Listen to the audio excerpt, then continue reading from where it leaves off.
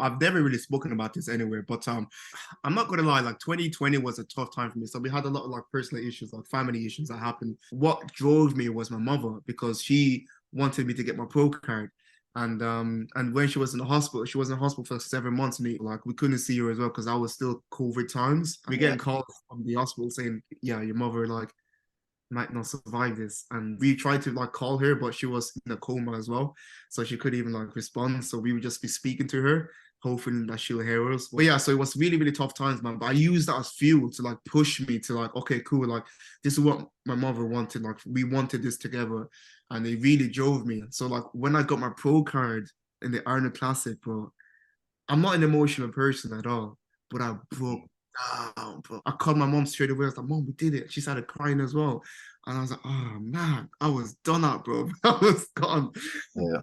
Yeah, that was such a great moment for me, man. Thank you for tuning in, guys. This podcast is sponsored by Insight Subs. So for all your supplement needs, head to insightsubs.com. They have a massive variety of supplements, so many different brands, giving you an insight into some of the best supplements from around the world, not just in the UK. So if we go to categories now, we can look at whey blends. I'm going to take you to one of my favorite whey proteins, which has Perform Whey. There's so many flavors, a few of them out of stock, but always keep your eye open because they will come back in stock. If you follow Insight Subs on Instagram, you'll be able to also keep updated on when the new stocks come in. So all you have to do, give it a quick click, add it to cart, then check out.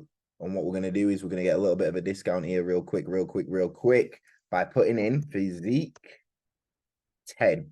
And by doing that, you can get yourself a little bit of a discount. You can sponsor the podcast, sponsor me as an athlete, and I really appreciate it. I hope you enjoy the episode. Yo, what's going on, guys? We got Isaac on today's episode of Athlete Insight, who's currently 6 weeks out from... What show actually is it? True Athlete. True Athlete. Is that... Was that? Oh, yeah. That's in England. That's the thing that's replaced where the Arnold's was. Yeah. Yeah, so it should be a good show because your first pro show was the Arnold's. Yeah. You turned pro at the Arnold's, but this is the actual first pro prep, right? Yeah, man. First pro prep, definitely a lot bigger this time. So, man, I'm looking forward to see what we can bring to the stage. My feedback last year was just like more size, more condition. You know the vibes, like it's how it is. But yeah, this year we're definitely a lot bigger. So, you know, I got up to the heaviest I've ever been in my off season, which for me is heavy. So I got off like 97 kilos, which was a lot of weight for me. I've never even pushed past like 90 kilos. So the fact that I got up to 97 was mad. So now, how tall are you as well? I'm 5'9" and a half. I'm pushing on 5'10". On a good day if I do my stretches. But yeah, so 5'9" and a bit. So 176. Yeah, right. We'll talk about that later, but let's strip it all the way back to the start. So obviously you started like with me. Early. I was in men's physique. So British Championships 2017 was the first time I met you. You did shows before that though, didn't you? You was expecting that British Championships because I remember you fuming with second. Yeah, I was pissed off. I got third and I was like, yeah. And you were fucking fuming with second. You was like, fuck's sake, I could have done better. So what did you do the year before that? I think that was the year I competed, bro, to be honest. I think that was my actually no, was it? I can't even remember. I must have competed in 2016. Yeah, I competed in 2016. Yeah, I did oh man, my first ever competition I came last. I did a random small little show called Great Yarmouth Championship. And that was my first ever comp. I think I was like 19 or 20, something like that. And I came last, and you know what my feedback was? What? I was too big. Apparently I was on steads. My pose was shit. That was my feedback. And then for me, like I came from such a like competitive background, played basketball at a high level, like did judo at a high level. I did everything at a high level from growing up. And so not winning and coming last was like a massive like ego like fucking damage. Like it just hit me. Then my brain is like, I would never ever come last ever again. And then I would want to be the best poser in the flipping scene. And that's when it began for me, man. Yeah, that's sick. So what did you do over that off season, that first ever off season, transitioning from being a first timer to, okay, now I'm going to do this again? So do you know what, man? So my first competition was like earlier on in the year. So 2016, I did my first comp, came last, and then it was a little competition. But I knew I had more in me, and I knew that I could get in better condition. So what I did was like I did the UKBFF. Back then, UKBFF was the competition to do, you know yourself. Like it was the only comp to do to get the pro card. I did a competition called East of England, something like that. UKBFF Yeah, East of yeah, because you had to do the regionals all over, didn't they? They were everywhere. yeah, to qualify for the British. So I did that, and I came second. I came second out of a lot of guys, and then I was like, oh, okay, I'm not that shit then. Surely, if I came second, and then I qualified for the British finals, and then I don't know if that was the British finals I met you, or it might 2016.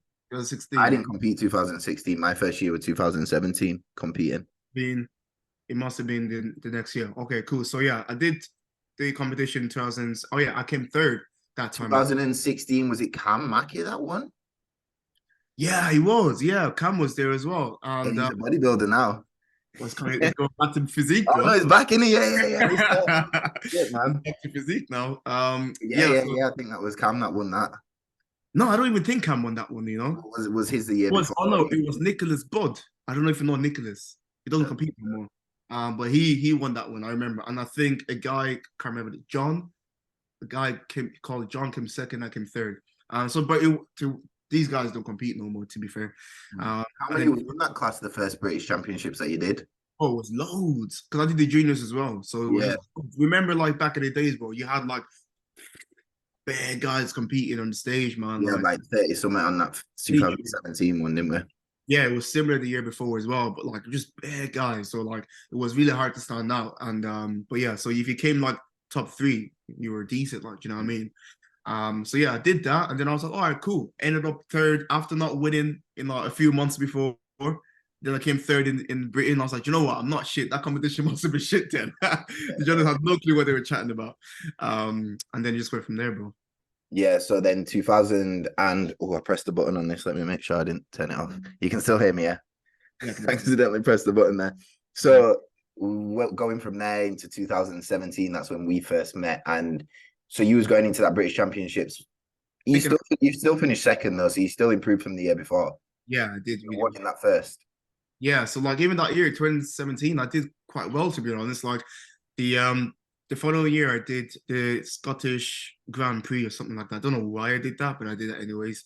It was such a trek. But I did the timeline issues because you had to time it right, and because the shows were everywhere around the country, it was like if it flows, it flows, and we must. I think it was one of those ones, yeah. Because again, I was all kind of like self-coach at this point, so like I didn't really have a coach. And then it was after the British finals that I met you was when I had a coach.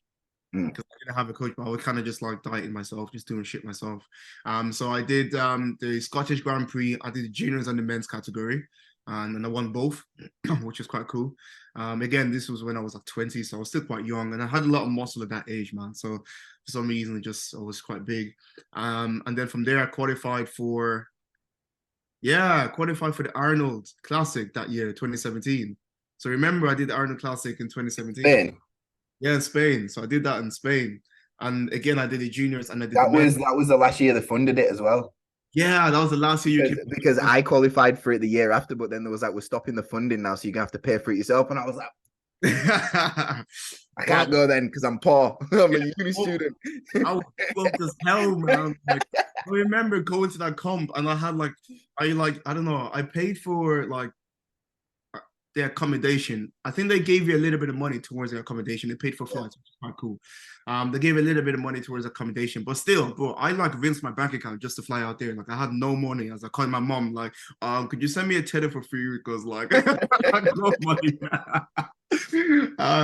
That was so funny. So I did the Arnolds, and it was such a good experience, man. I think that's what opened my eyes to see what I can do in the industry, and because I did the men's category and I did the juniors. And in the men's category, bro, I was just doing it for fun. I just wanted to see how I looked like against the big guys. I came second out of like 40 guys. And this was me, like 20 years old, natty, just happy to be there, to be honest. I'm just smiling and posing well because I worked on my posing a lot. And that was when I kind of got into the posing a lot. And I think that's what made the difference. Yeah, 100%. So coming on from that, I know what year we're now. We go on to 2018. Have you ever taken a full year off just to grow? Oh man, I did until 2019. Yeah. So you went back again. 2018 is when everything switched up. So that's when we had all the complications with the pro card and who's competing where, and that's when Two Bros came in. Did you do a Two Bros show that first Two Bros season? Yeah, I skipped that season. yeah. So like, how many hours out like rows in 2018? Wasn't sure if I was going to be good because like those guys were big, and I was still a 21-year-old natty. Quite like for me, I thought I was small, but apparently I was big. So I did like a couple of shows. I did the European Championships in 2018. Um, European Championships again did quite well. They came second out of a lot of guys. I did the men's category. I kind of scrapped doing the juniors after this point. Juniors was just too easy, man. I was just winning all the time. They start telling you you're too big and stuff like that. I got when I came back in 2018. It was like, you're too big, and I'm like, what? How can I be too big? I'm still underneath 23 years old. Like it doesn't matter. Like how can you be too big? I was like, how am I too big, bro? Like I'm not sure. Like I'm not even doing anything, bro. Look at Jeremy Buendia. Look, you what? How are we too big? Honestly, so I couldn't understand that. So I was like, I'm just gonna scrap through juniors and just do the men's. And I had decent size for the men's. This is when I met Ali Bilal, and another guy. So I came second, and I bet Ali. So he came third, and I came second. And that's when we kind of started our kind of like relationship from there. And then so off the back of that, 2018, I did that. Then I did one more show in Luxembourg just because I was like, UKBFF was funding a lot of these competitions. So I was like, you know what, let me just do it, just get the experience. I think my earliest stages of competing was just to get as much experience as I possibly could get. And then that will help me later on down the line, which exactly what it's doing right now. So I just wanted to compete. I didn't have any like thoughts of getting a pro card. I had no like thoughts about that. I just wanted experience. That's the main thing I wanted, was just to get the experience in and just get my name out there. And off the back of that, I picked up a good sponsor, Dymatize. And they were like helping me as well. They paid me a salary, so I wasn't like a broke student anymore. I started having a little bit of money right there. And then they were funding a lot of the comps, traveling and paying me monthly to do those comps, and obviously supplements as well. So that helped me a lot. And then you go about picking up that sponsorship, just for people who want to know about picking. Remember Blade? Yeah. Yeah, because we were sponsored by them as well. So I messaged the guy that owned Blade. Yeah. And then he messaged me saying like, just Dymatize messaged me to see whether you were a good athlete for us. Stuff like that. And then from him was how I got the sponsorship with Dymatize, because they messaged him for me. So weird why they did it that way. I mean, I guess it's just like they want to know if they're signing a good athlete and if they're proper on it. Do you know what I mean? Like, but those Blade guys were good, man. Those Blade guys were good. Yeah, they were sick, man. I wish they continued, but that was really good. Yeah, they helped me out with a lot, man. Just like a lot of little stuff here and there, and just sorting stuff out. And they got me a food prep sponsor, and and that helped me out massively one year, because we were broke. Like, we're talking about these times, like, for anyone watching this, we're just kids, man, and we just wanted to get on stage. We were broke, so all these meals and all that kind of stuff. I remember my mum said to me, like, I was complaining to my mum about money, and she's like, "You're gonna have to stop eating as much." And I'm like, "Yeah." I brought you up. I said, "Ross isn't stopping eating." I said, "Isaac's not stopping eating." So guess what? I'm not stopping eating. I'm gonna fall behind if I don't. So like, I'm just like, I've got no choice. It was like we were all kind of like, I think we were all motivating each other without knowing we were motivating each other as well. So it's like behind the scenes, like, oh, these guys are doing well. I can't slip because I don't want to like fall back. So, and then remember when we were all part of a group chat as well for a little bit as well. And that was really good. I think that really helped me to like, all right, cool. Like I can't slip because like everyone's counting on those to like do well. But then I got 2 jobs, man. I had to work 2 jobs because at that time I was traveling a lot. A lot of diamonds was still helping me out. But then like the food, like my coach was quite expensive because I got Eddie Abu, coach back then. And so I had to go see him every other weekend, which for me he lived in Hempstead and I lived in Ipswich. And it was like a 2.5-hour journey to get, or 3-hour journey to get there every other weekend. And it was like £60 for a ticket. And then I had to pay him 50 quid as well every week that I was there. So I was spending like £300, £400 a month on Eddie. Bro, like I had that money. Yeah. After the European Championships, I wanted to do another comp. Just to get the experience in. So I did a Luxembourg competition, and then I came fourth, and that was my lowest placing after my first ever competition when I came last, because I was usually either winning comps, coming second or third. So when I came forward, I was like, okay, cool, like that's it then. I'm not competing with these guys no more, because that's like out of order. And their feedback was like, again, you're too big. I was like, fuck, man, I'm doing the men's category now. How am I still too big? Yeah. So then I was like, all right, cool. Two bros. Everyone just kept saying, do the two bros, do the two bros. I was like, you know what, fuck it, I'm going to do the two bros then. I didn't tell anyone about it. So I did the two bros the following week, which was the UK Championship. I remember that. And I just rocked up just out of nowhere. I remember going into it. I still have videos, like, because I took some videos of it. And I won that. And I won that competition. And then I was like, okay, I'm not too small. And then that was like, okay, cool. And I ended that season there. Or did I? I think I ended that season there, and then I think I did. Yeah, I ended that season there, and then I was like, okay, cool. 2019, I'm gonna try and do. I'm gonna give my first pro run, and try to see whether I can turn pro, and then that's where we went from there. Didn't turn pro in 2019. Yeah. So that first pro run, was Yeah. you were going into it fully thinking, right, I'm going to turn pro this year? Well, do you know what, bro? Like, I thought I'll give it a good start. Like, I wanted to just see how far I can go. Like, and I did really well, but like, I was just coming second and second and second.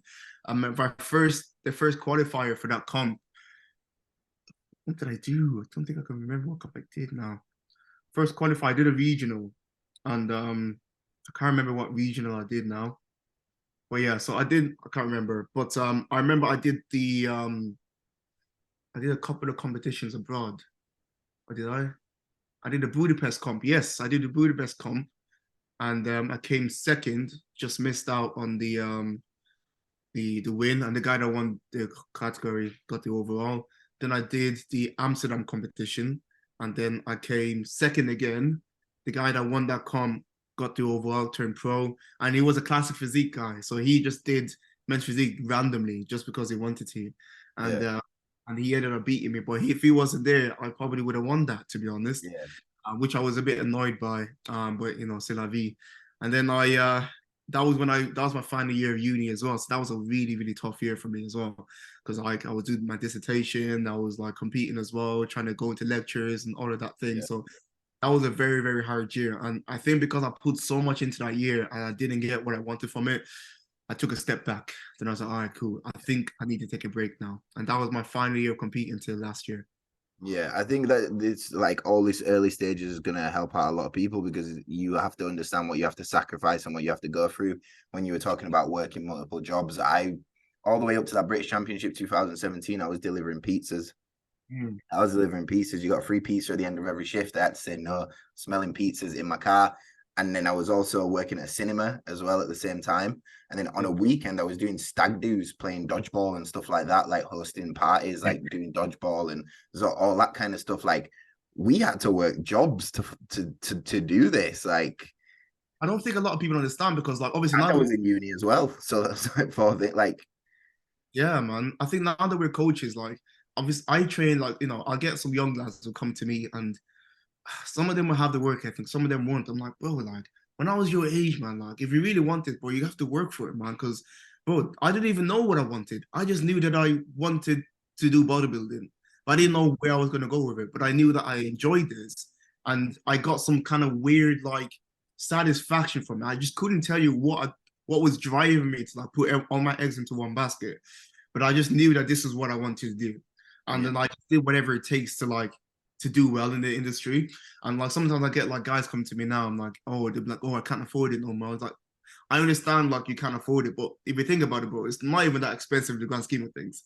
yeah, Like, and if you really want it, you will make it work. Like, but yeah, you know, it's up to them. But yeah, man, we obviously worked hard for where we are right now. And I think if a lot of youngins like know that it's not a sprint, it's more of a marathon, I think they will be more invested into the journey, because from our learnings in our younger year, it's given us the experience to be great coaches and also great athletes at the same time. Like if we didn't do what we did earlier on, we would definitely won't be in this position right now, like no, 100%.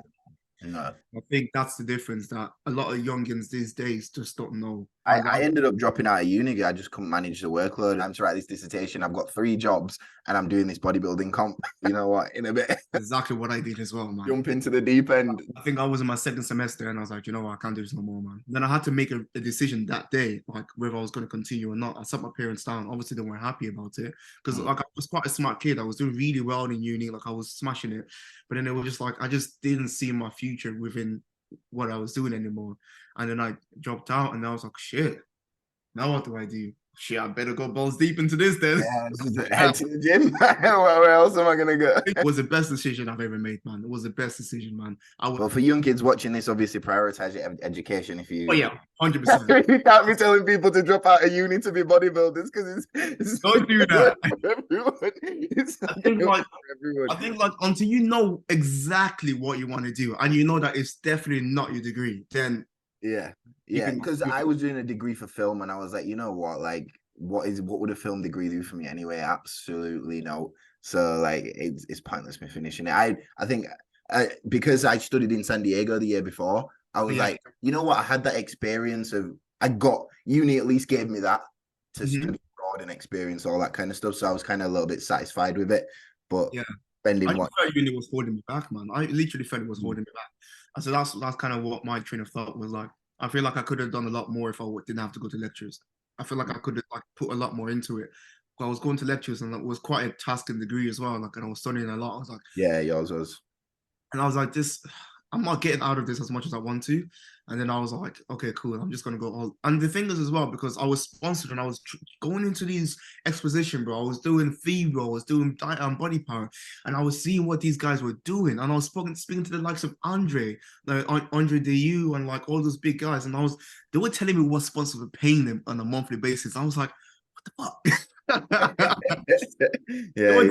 All of this, bro. And I was like, wow, really? And then that's kind of opened my brain to like, yo, man, like if I really go all into this, I can do really well. Yeah. And then that's where it went for me. And so have you ever had like any doubting periods between like then and now because me, I've had doubt periods where I'm like, I'm not good at this. I'm giving it up and almost quit like a good few times just because I'm like, I'm not actually good. Have you ever had any moments doubted yourself like that? For me, it's weird, bro, because like so my mindset, the way I think about things is definitely different than a lot of other people think about things. So I am confident in my work ethic more than anything else. So like I know that if I work hard for something, then I will be successful at it. Like no matter what I do, it's not necessarily confident in myself, but it's more confidence in my ability, my work ethic. So it's like if I put like I put the story up in my. I put a story in my story today, like on my Instagram. I said, if I put like an unreasonable amount of effort and time into something, there is no like, I will be successful in that thing. And luckily, like my physique was good. It's good for men's physique. So like I was doing well in men's physique. So I didn't have any doubts to think that I wasn't good enough. And because I was doing all of this, remember, natty as well. And I was still whooping the asses of like a lot of the guys that were not natty. And I was like, okay, cool. And 2022 was the first year that I was assisted. And then obviously we saw how that turned out for me. But before then, like I knew that if I just put enough time into it, and I'm one of those people that I just go all in, bro. So after 2019 was like obviously COVID and all that kind of stuff. And I saw you guys compete and I was like, fuck that. I was like a couple days out from a show and then it cancelled. Couple days out from the show, cancelled. And then I went to they said one show was cancelled, yeah. So I got told to go have a McDonald's because it was like everything was done. Everything was done. I can't remember what I was doing, but I was driving somewhere and there was a service station. I was like, I'm gonna just go grab a McDonald's because I got a message literally like just then and it said, right, show cancelled. So I was like, you know what? I'm gonna go to Mackey's. Yeah. So I went to Mackey's at the service station, smashed the Mackey's. Half an hour later, the show's back on. And I'm like, I've just smashed the McDonald's in the car park of this service station. And the show is back on in a few days. Stuff like that. I was seeing you guys go through it. And I was like, nah, I am not competing until this is sorted, bro. Because I can't put that stress on myself. So I ended up taking such a long time off. And I'm not gonna lie, like 2020 was a tough time for me. So we had a lot of like personal issues, like family issues that happened. My mom ended up being like critically unwell and nearly lost her life. So that was a lot of like stress on me and stress on the family. So like I was not in the frame of mind to like even think about comms. I was not in the frame of mind to even think about anything apart from like my mother's survival basically. And so it was a really, really tough time for us. And I've never really spoken about this anywhere, but it was really, really difficult. So to the point where like, bro, I was in a very dark space in my life, man. I was just not in a good headspace at all. And so like 2020 and 20 and my mom, like she followed me to a lot of my comps as well. So like my Budapest comp, she came, my Luxembourg comp, she came. So me and my mom had a really, really close relationship. And she was really rooting for me to get my pro card. So like I did like 2021, I decided to just like, you know what, Isaac, you can't be like moping about no more, man. You have to get yourself out of this hole that you're in. So I went all in again, bro. Like I quit my job. Like I decided to really like decide to like well, I didn't quit my job until like last year, but like I was planning to quit my job. I saw the whole process. It was like a step-by-step process, starting the online coaching, the posing stuff, and slowly seeing it grow over time into then you actually leaving your full-time job. Yeah, man, I had to like get myself out of that hole because I was not in a good headspace, man. And well, it was really tough, bro. Like I just went all in. I was living at home. Like I was living at home, and I had a good job back then. After I left uni, I managed to like bag a good job, and I worked my way up to like a decent like level. And then I was living at home, so I was saving a lot. So what I ended up doing was like I obviously set up my businesses, and I invested into like a mentor. I got loads of mentors back then, just to learn how to like run a business. Yeah. Started like investing a lot into my own education and like how to be a good coach, like in terms of nutrition and training, how to program, how to write plans for people, all that kind of stuff. I invested heavily. When I mean heavily, like I would rinse my bank account every single month just to learn, because I was like, I have nothing to lose right now. My mother nearly like lost her life. Like I have nothing to lose right now. I'm just gonna go all in. And if it works out, great. If it doesn't work out, at least I flipping tried. And so I just went all in. And knowing my work ethic, this is why I say like I'm confident in my work ethic. Like no matter what I do, I will work hard to the point like I don't care if I sleep or not until I get to where I want to get to. And then yeah, so I just kept on going, bro. I kept on going and going. And decided I got a coach. I got Joe Brightman as a coach back then. He was like, we were friends at that point. So he was like, bro, like I'll help you out, I'll help you out. And I was like, all right, whatever, bro, let's just do it, innit? To be fair, he helped me out to get me out of that hole. So I really commend him for that. He doesn't even know that I was in that hole, but he helped me to get out of it. And then obviously got a mentor as well. Another good mentor that I had two mentors. I had like the Limitless guys, and I had Ben Hawksworth. And I'm sure you know Ben as well. Yeah. The Limitless guys, I'm not gonna lie, they didn't help me to the way that I wanted to. They were just telling me stuff that I already knew, and it wasn't anything new. But Ben helped me to a different level, man. The guy was just so knowledgeable, and really helped me to like know what I wanted from the industry and what I wanted to do and find my own kind of like style and coaching style. And I just went all in, bro. Spent a lot of time on that, and then I decided to compete again. 2020. So I went to an off season. 2021 started to compete again, and what drove me was my mother, because she wanted me to get my pro card. And when she was in the hospital, she was in the hospital for 7 months in A&E for 7 months. So like we couldn't see her as well because I was still COVID times, and so we couldn't actually go over to see her. So we getting calls from the hospital saying, yeah, your mother like might not survive this, and it was crazy. And like we tried to like call her, but she was in a coma as well, so she couldn't even like respond. So we would just be speaking to her, hoping that she'll hear us. Well, obviously when you're in the coma, you can't really hear anyone, but we thought like subconscious she could hear us. And I think that's what helped her to come out of where she was in. But yeah, so it was really, really tough times, man. But I used that as fuel to like push me to like, okay, cool. Like this is what my mother wanted. Like we wanted this together, and it really drove me. So like when I got my pro card in the Arnold Classic, bro, I'm not an emotional person at all, but I broke down, bro. Like I didn't even know where it came from as well. Because initially when I got my pro card, I was like, yeah, cool, all right, cool. Like I knew I was going to get it because I'm not gonna lie, like I put too much work into it that I was like, if anyone beats me, they're a mutant. Like you come out of fucking nowhere to beat me, because I was that on it. And then I just broke down. I went backstage. I was fine when I got to the stage. I got the program. I was like, I released a massive energy. I was like, I'm fucking like, that picture that you put up when I was like that. Yeah. I was like a release of energy that I did not expect. And then when I went backstage and I saw my brother, I saw my sister, I saw like my friends, bro, I just teared out. Yeah. I remember like I called my mom straight away. I was like, Mom, we did it. She started crying as well. And I was like, oh man, I was done out, bro. I was gone. Yeah. Yeah, that was such a great moment for me, man. And as I said, I've never really spoken about this because I'm just the type of guy that I just crack on with everything. Yeah. But yeah, it was like there was a lot in the background that pushed a lot of this. And as you know yourself, you haven't had an easy road as well.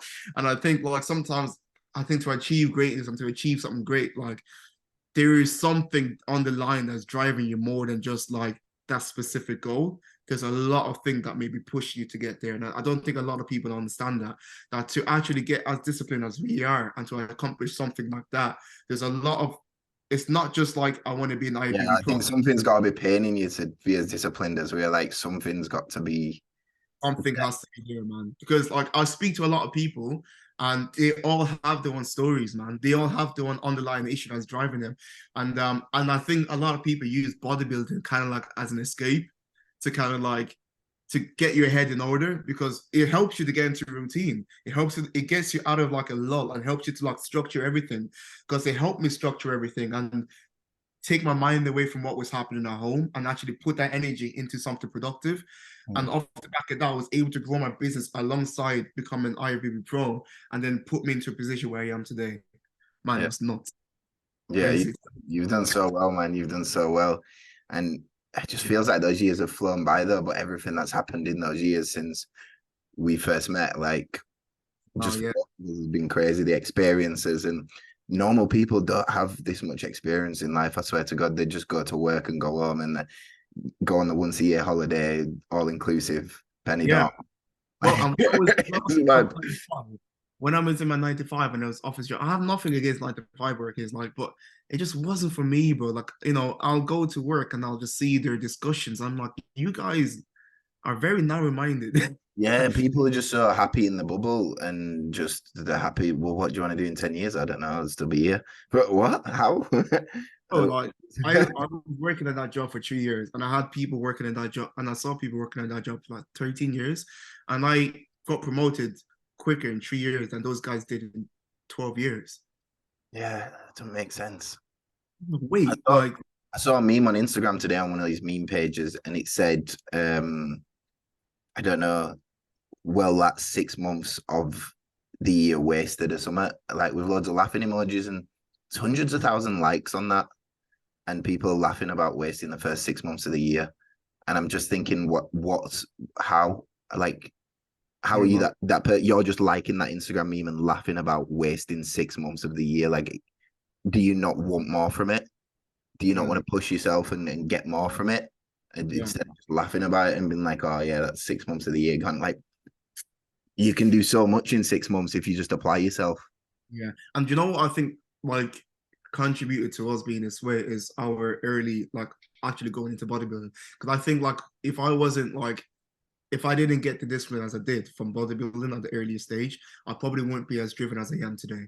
I don't think I would have been because I was like bodybuilding has helped me to be so driven in a lot of areas in my life. Like those transferable skills of like discipline and routine has transferred into a lot of my life because it's essentially self-development. Like at an early age, if you can get yourself into like any art as well, like boxers like that be boxing for an early age, you're a different mindset to normal people as well. Like it's the discipline that you get from an early age that you can transfer into other areas of your life.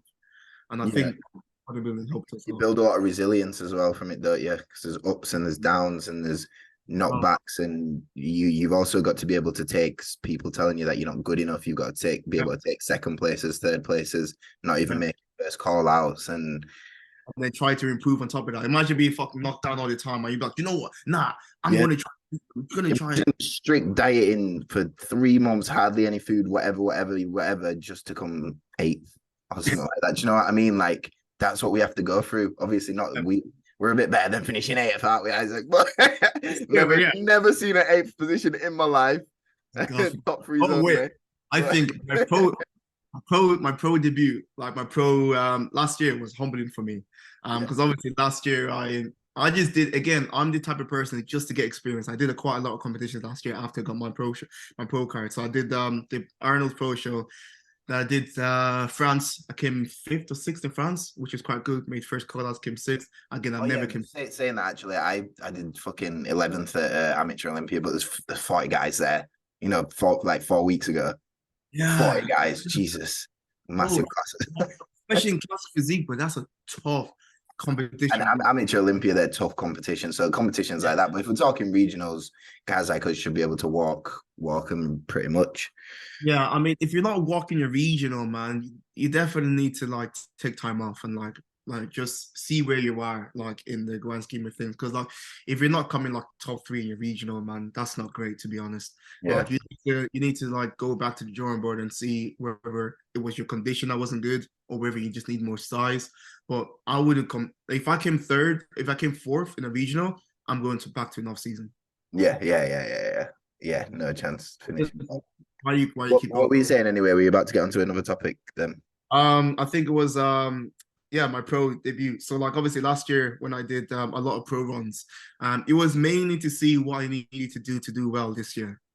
And also like I got my name out there. I got good feedback from the judges. The head judge from a lot of the competitions was quite the same. So he knows me now. So he like because I did like so after the Arnold Pro Show, I did France, I did Italy, and I did Spain. So I did three competitions, and I came first call out in everything, single one of them, which is good. So, you know, that's solidified that I have what it takes to do well. Yeah, I just need more size.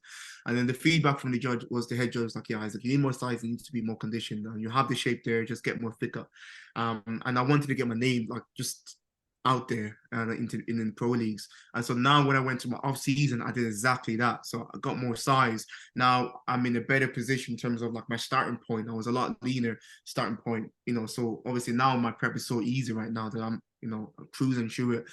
And hopefully now when I compete in 6 weeks time, we'll see the improvement that I've made. And I've definitely made some bad improvements. Yeah. So I'm looking forward to see myself. Let's have a look at that, right? Let's Yeah. have a look. Hopefully the picture is still on my story. Hopefully we'll see. We'll see. Got you Oh up. no, not no more. What's that one? How far's out that? That was like 2 weeks ago, to be honest. So yeah, my back is. They want a denser back as well, so I've definitely got denser from the Yeah, back as thick. well. Yeah, so that was after a back day, to be honest. Not too shabby there. Not too shabby at all. I wanted just to go everywhere else. Now you won't see any other updates, unfortunately. I think it's gone now. All right. But I'll put up an update today. Because I'm going to train today, and I'll put up an update on my feed, and Oh, then finally feeling better today. So you've been mashed up for the last 4 days, yeah? yeah, man, go back to the gym today, did my cardio, fasted this morning, and yeah, finally feeling a lot better now. So that was obviously after the pro win. That's why I say like I just let out a lot of energy. I don't know where that came from. I started rolling on stage like a lion, and I was just on like that was like a sign of relief. That right there was like, thank God, bro. Yeah, it's finally done everything that you've worked for. You've dropped out of uni, you've worked a million jobs, you pushed through Yeah. your mum obviously going through what she went through, and So yeah, that so that was just was the whole driving force to actually yeah make. to get this man. And then we wanted to do a lot of competitions before doing the Arnold's. Like, my coach Rob was like, let's do podium, let's do this, let's do that. And I was like, bro, no. I want to do the Arnold Classic. I want to do the Arnold Classic. That's what I kept saying to him. I don't want to do any other competition but the Arnold Classic. And that's what we did. That's my first pro run, pro qualifier. And then that's exactly what we did. We got the pro show. So is this the heaviest weight in the off season? Yeah, so that was just before we started prep. So that was 96, 97 kilos. So just dense, man. It was just dense. Like this picture does me no justice. If you saw me in person here, Yeah. like I was so big, man. I wasn't even happy at this weight. I was just stomping around, bro. Like I As get well. so much attention just walking around like that. For 96, 97. Yeah. I was Yeah, just looking thick. yeah, and not too bad condition wise as well, not terrible. So I was No, happy with no, that. really good condition wise, to be fair. So yeah, so that was that. And yeah, so we'll see how we get on this year. See how we get on this year. I try Oh, to like in my feed, I try to like show people that I'm a normal person as well. yeah, You know, yeah, I'm not yeah. a typical bodybuilder. I'm definitely not a typical bodybuilder. I travel a lot. I like my fashion. You know, I like to. Yeah, yeah, yeah. I know you like your fashion, don't you? Boom, always got one right. Jeez, man. I like to just like live my life, but bodybuilding helps me out like mental wise, if anything, and discipline wise. But yeah, man, it's definitely my type of shit. But I'm not like your hardcore bodybuilder. I'm not hardcore at all when it comes to What's body. going on with your music? You still making music? Oh, I've had to put that in the back seat for now, man, because my voice has got a lot I deeper. was So, speaking to Yemi. Yemi used to be a rapper as well. You know, he's done a few shows, this and that. So me, you, Yemi's gonna have to jump on a track one time. oh, you know what, On a man? track.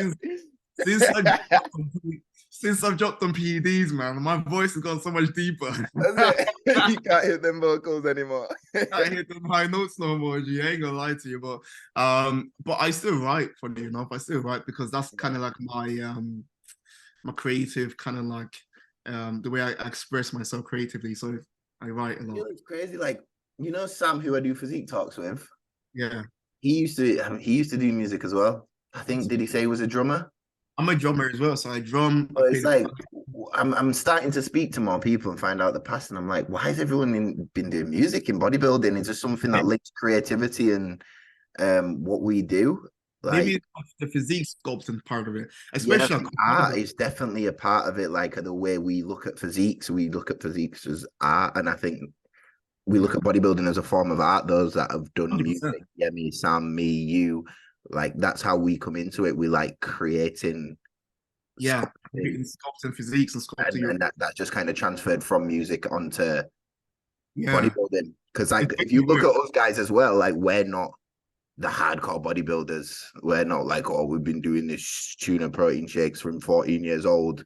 Like you just enjoy it. there's kind of different categories of bodybuilders, isn't there? And I'm Yeah, like, it's the Cubas and yeah. like the trained by JP guys that Yeah. hardcore like fish fucking cod and asparagus all day type shit.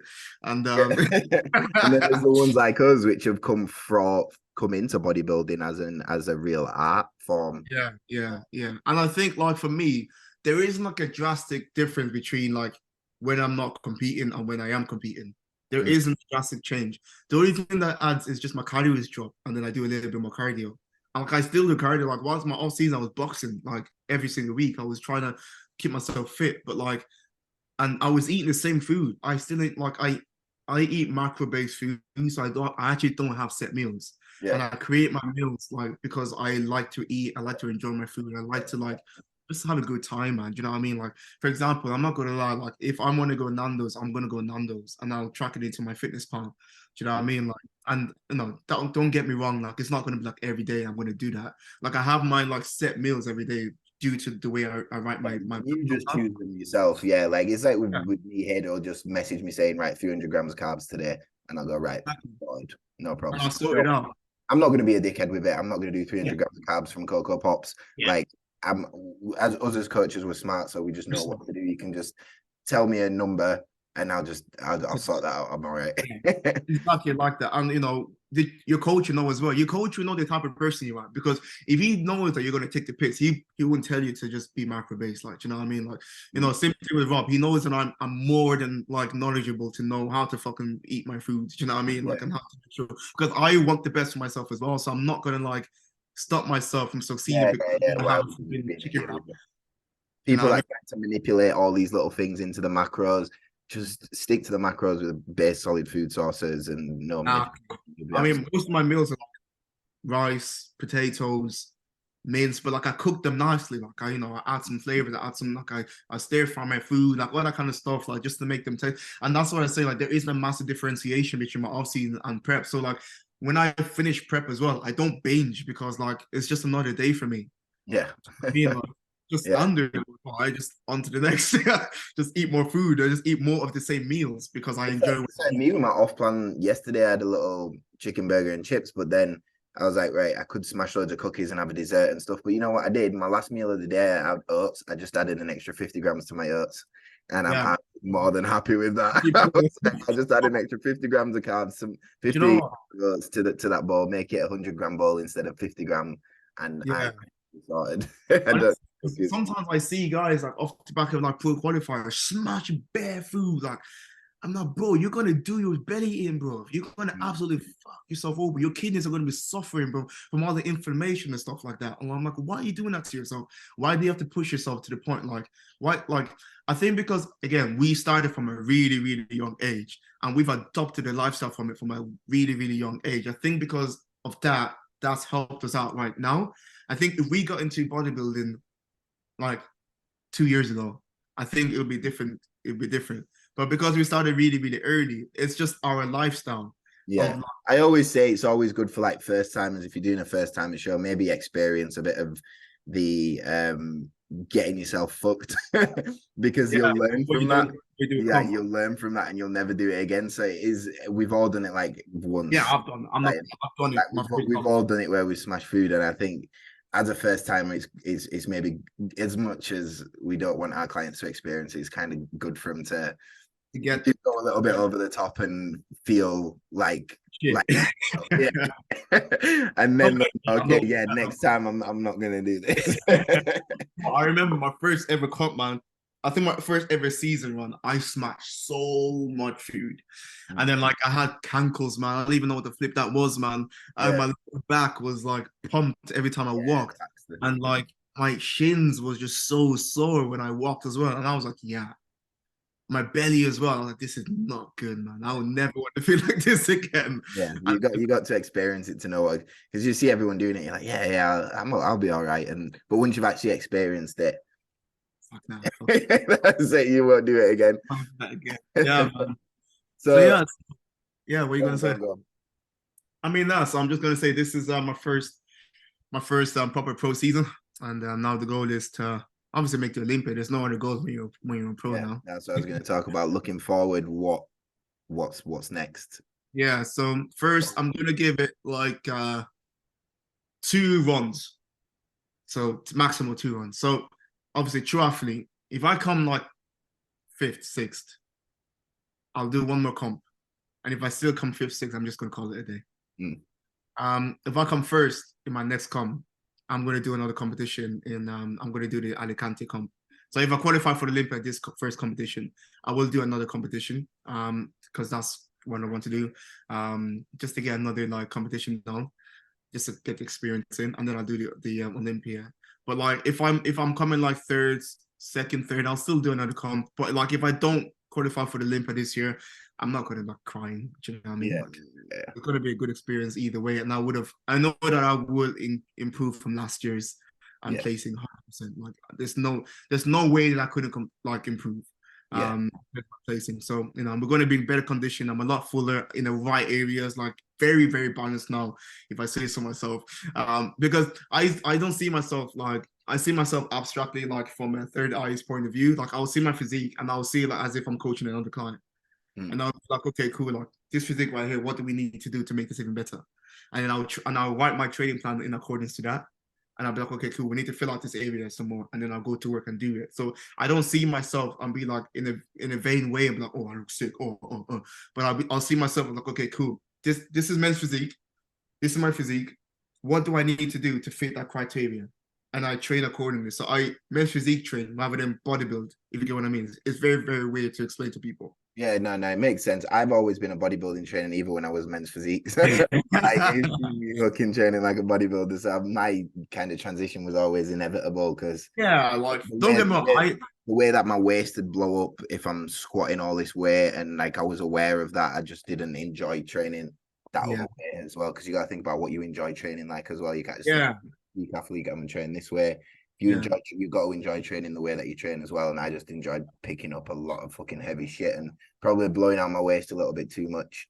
But you've got to know what you need to do to sculpt the right physique for obviously the men's physique class in your case.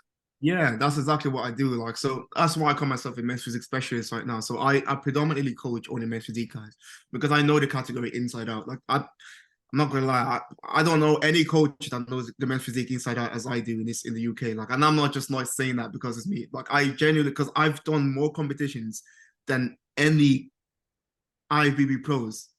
No, not any IFBB pros. Haters But gonna be watching this, yeah. Haters gonna be in your DMs. Man's in like, about 20 back-to-back shows for the last. but like, well, to be fair, Hader is a top coach. I can't even chat. Hader is unbelievable. And he's just such a cool guy as well. I have so much love for Hader. But like in terms of like my like focus on like men's physique, I love the category so much, and I just know a lot about it. I'm so specific in the way I train, in the way I coach, in the way everything is. So like even from a posing point of view, like motion performance, like when you talk about like posing, men's physique posing, you say motion performance straight away. Like there's no other competition in the UK. Like there just isn't. There's a lot of other great coaches. Don't get me wrong, Like but doing like bits and bats here and there, but in terms of like a fully formed, this is what I do, this is my business, and yeah. this is what we really specialize in. I think you really nailed that. Yeah, exactly. So you know when I started, bro, I didn't even it wasn't a business like 2 years ago. Like, but like you before Just people see you on stage, don't they? And they're like, I want a piece of that. I want to look like yeah, that. I want to coach, I want to pose like that. And then over the time, it just naturally just formed into a business. And I had no like inhibitions to make this into a business. Like, and it just turned into that over just like doing what I do over a long period of time. And I think that's the same thing. I think that's what people don't understand. Like I do this from passion rather than just like monetary gain. Like if you do this from passion, a lot of people will see that as well. And that's how you actually become really, really like well known. It's like this guy is actually really, really good at what he does. Because the passion from it, like I go into like I had like a few sessions this morning before I even did my cardio. And I enjoy every single sessions with the guys that I do because I don't see it as work. I enjoy posing so much that when I help people, it just makes my day as well. And I think that's the difference between like motions performance and any other like posing brand. And off the back of motion performance, that's how every other posing guys came because they all kind of saw the blueprint and then they went from there. So Yeah. yeah. Yeah. You smash that niche. It's all about just nailing down in your niche, what you offer in your service. Like my main things I've spoke to a lot of people is like mental performance, and that comes from what I've been through. Yeah, man, I 100%. think we dig up who we are from what we've been through. That's why I focus a lot on like mental performance when it comes to like my coaching and stuff like that. But yeah, it's good to see you being successful around the board, especially after what you've been through, man. And there's so much more to come in the future, and we'll chat again. Yeah. After the show, after the first show, you should jump on, or even come and do like a 1 week out update and just talk about how the past 5 weeks have been. Let us know if there's been any complications, diet changes, and then we can kind of delve a little bit deeper into diet changes over the last 5 weeks and how you've actually brought it in from this point to being 1 week out in terms of cardio increases and all that kind of stuff, and where you're mentally as well compared to now. Yeah, man, definitely. I mean, definitely in a better mental position this prep than I was in the last prep. So, being where I was last year and I had such a great year, like, and then obviously this year is a lot better. Like, we're moving to Manchester, moving here with my girlfriend, and in a very good environment here in Manchester as well. So yeah, this prep is already a lot easier than it was last year. So I'm already like well ahead of the game. Yeah, let's cover that real quick because I totally forgot about that. Cover that before we finish off. Yeah. Manchester. Why are you in Manchester? So I lived in Ipswich. Ipswich is a very, very small town, and obviously when I went full time into my online coaching business, it was very isolating because I moved out of my house and I lived in my flat and I was by myself 99% of the time. My girlfriend lived like 2.5 hours away from me, so I had to drive every other weekend to see her. But in the time being, like I was like the only one doing what I was doing in Ipswich. There was no one really doing it at the level I was doing it. So I just got a bit lonely, fam. I'm not gonna lie to you. And there was not really nothing to do there. And I just, we went to Manchester quite a lot, like me and my girlfriend, just for like holiday, like little like city breaks. Yeah. And we enjoyed it up here. Like people are really friendly up here. Everyone's like open. I love it up north. Every time I will go anywhere, bro, and then I'll always end up back up north. Yeah. Don't matter. I always say it doesn't matter where up north. I'm happy up north. It could be Newcastle, it could be Leeds, it could be Manchester, Liverpool, like anywhere up north. I'm just feel like I'm a lot happier. Yeah, man. Like just the vibe here is just a lot better than where I was, man. Like just the environment, like, and every time I came up here, I just left happy. So then, like, obviously, being an online coach, all we need is Wi-Fi in our laptops.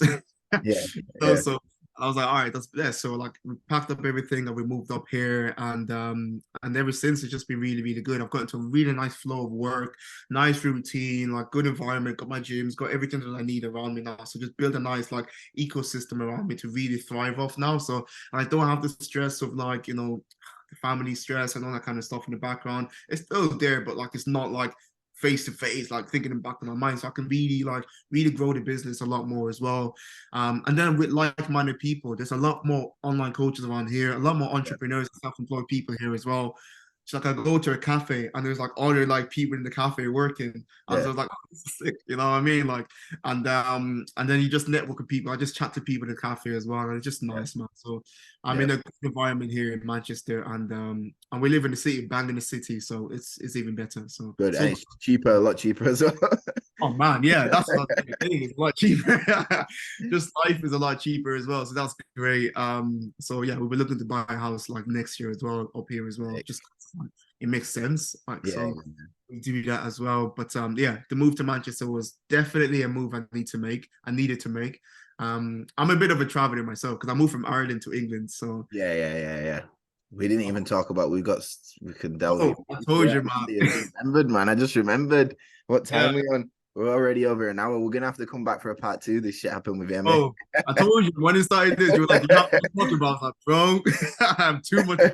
So we've talked a lot about competing and obviously coming through the ranks of competing. But there's definitely more we can probably talk about. We want to leave you now to get grafting and get to 1 week out. Come give us an update at 1 week out. And then once you're all done with this season, we can wrap up with a part 2 of actually delving into who Isaac is. Because that'll be really interesting to see even earlier on from you being a kid to what even inspired the bodybuilding life to start. That's a whole different story, bro. Yeah, so this has got to be part 1. We'll be back later in the year for part 2, but Isaac's got some grafting to do now. I'm sure he's got some meals to eat as well. So yeah, man, we'll wrap it up there. It's been good sesh. Anything else you want to wrap up on? No, man, just gotta do what I do, leave no stone unturned, and just smash it this season. Sick, man. So that's it from me and Isaac today. Hope you enjoyed the episode. We are out. See you later, man. Where's the stop recording?